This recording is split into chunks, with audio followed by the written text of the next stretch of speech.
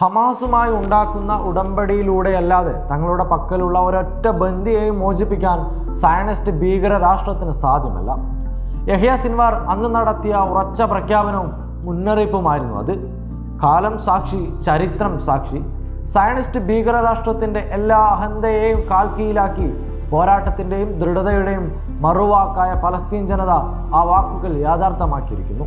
കയ്യിലുള്ള എല്ലാ പ്ലാനുകളിലും തോറ്റു തുന്നമാടിയ ഇസ്രായേൽ അന്തസ്സോടെ തല ഉയർത്തിയിരിക്കുന്ന ഹമാസ് നേതാക്കൾക്ക് മുന്നിൽ അവർ മുന്നോട്ട് വെച്ച ഉപാധികൾ അംഗീകരിച്ച് സയനിസ്റ്റ് രാഷ്ട്രത്തിന് പിന്മാറേണ്ടി വന്നിരിക്കുകയാണ്. തങ്ങളുടെ വെറും 20 പൗരന്മാർക്ക് പകരം ഇസ്രായേൽ വിട്ടുകൊടുക്കേണ്ടത് 2000 ഫലസ്തീനി തടവുകാരെയാണ്. ഗസയിൽ നിന്നും IDF ഭീകരസേന പൂർണ്ണമായും പിന്മാറണമെന്ന് മാത്രമല്ല, സമ്പൂർണ്ണ വെടിനിർത്തൽ ബന്ധപ്പെട്ടവർ ഉറപ്പുവരുത്തണമെന്നും ഹമാസ് ആവശ്യപ്പെടുന്നു. അക്ഷരാർത്ഥത്തിൽ തലകുമ്പിട്ട് അധിനിവേശകർ അംഗീകരിച്ച ഈ ഒത്തുതീർപ്പ് ഫലസ്തീനിൻ്റെ ചരിത്രം തിരുത്തി കുറിക്കുന്നതിലേക്കുള്ള ഏറ്റവും ശക്തമായ ചുവടുവെപ്പായി തന്നെയാണ് അടയാളപ്പെടുത്തപ്പെടുന്നത്. ഗസയെ തുടച്ചു നീക്കി അവിടെ മനുഷ്യരില്ലാത്ത ഇടമാക്കി മാറ്റാനായിരുന്നു സയനിസ്റ്റിൻ്റെ ഗൂഢനീക്കം.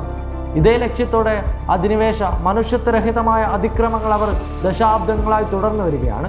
2025 ഒക്ടോബർ 7 ശേഷം വംശഹത്യ എന്ന തീരുമാനവുമായി ഇസ്രായേൽ ഡിഫൻസ് ഫോഴ്സ് അടിച്ചേൽപ്പിച്ച യുദ്ധക്കെടുതികൾ സമാനതകളില്ലാത്തതാണ്.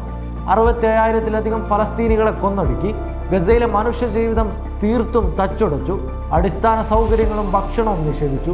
ഒരു നാടിനെ ഭൂപടത്തിൽ നിന്ന് മായ്ച്ചു കളയാനുള്ള ശ്രമം അതിൻ്റെ അവസാന പദത്തിൽ എത്തി നിൽക്കെയാണ് വെടിനിർത്തലിനും സമാധാന കരാറിലെത്താനും ഇസ്രായേൽ സമ്മതിച്ചത്. ഗസയിലെ അവസാന മനുഷ്യനെയും കൊന്നു തീർക്കുമെന്ന് പരസ്യ പ്രഖ്യാപനം നടത്തിയിട്ടും ഒടുവിൽ വെടിനിർത്തലിന് അവരെ പ്രേരിപ്പിച്ചതിന് പിന്നിൽ പല ഘടകങ്ങളുമുണ്ട്. ലോകത്തിൻ്റെ നാനാഭാഗങ്ങളിൽ നിന്നുയർന്ന പ്രതിഷേധാഗ്നിയാണ് അതിൽ പ്രധാനമെന്ന് പറയാം. ഇസ്രായേലിൻ്റെ യുദ്ധക്കൊതിക്കെതിരെ ലോകരാജ്യങ്ങൾക്കിടയിൽ വർദ്ധിച്ചു വന്ന പ്രതിഷേധം, ഐക്യരാഷ്ട്രസഭയിലെ നടപടികൾ, ബെഞ്ചമിൻ നെതന്യാഹുവിനെതിരെ അന്താരാഷ്ട്ര കോടതി പുറപ്പെടുവിച്ച arrest warrant, American president Donald ട്രംപിൻ്റെ ഇടപെടൽ, നെതന്യാഹുവിനെതിരെ ഇസ്രായേലിൽ ഉയർന്നു വന്ന കടുത്ത ജനരോഷം, അറബ് ലോകത്തിൻ്റെ പുതിയ നീക്കം, ഒപ്പം ജപ്പാൻ മുതൽ ആഫ്രിക്കൻ വൻകരയിലും ലാറ്റിൻ അമേരിക്കൻ രാജ്യങ്ങളിലും ഏഷ്യയിലും യൂറോപ്പിലും ഉയർന്നു വന്ന വൻ ബഹുജന പ്രതിഷേധവും നിലപാട് തിരുത്താൻ അവരെ നിർബന്ധിതരാക്കി.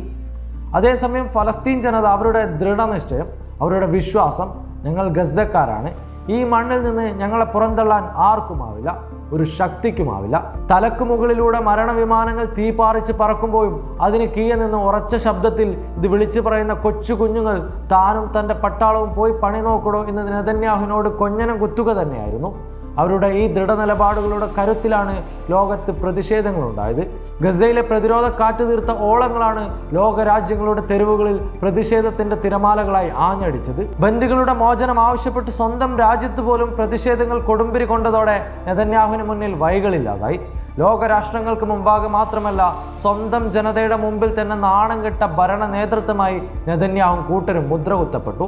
ഒടുവിൽ ബന്ദിമോചനം സാധ്യമാക്കാൻ ഖലീൽ അൽ ഹയ്യയും ഉസാമ ഹംദാനും ഉൾപ്പെടെ ഹമാസ് നേതൃത്വത്തോടൊപ്പം ഒരു മേശയ്ക്ക് ചുറ്റുമിരുന്ന് കരാർ എഴുതിയുണ്ടാക്കി തയ്യാറാവേണ്ടി വന്നു ഭീകരർക്ക്. പതിറ്റാണ്ടുകളായി ഫലസ്തീൻ ജനതയ്ക്കുണ്ടായ ഭൗതിക നഷ്ടങ്ങൾ എണ്ണിത്തിട്ടപ്പെടുത്താൻ കഴിയാത്തതാണ്.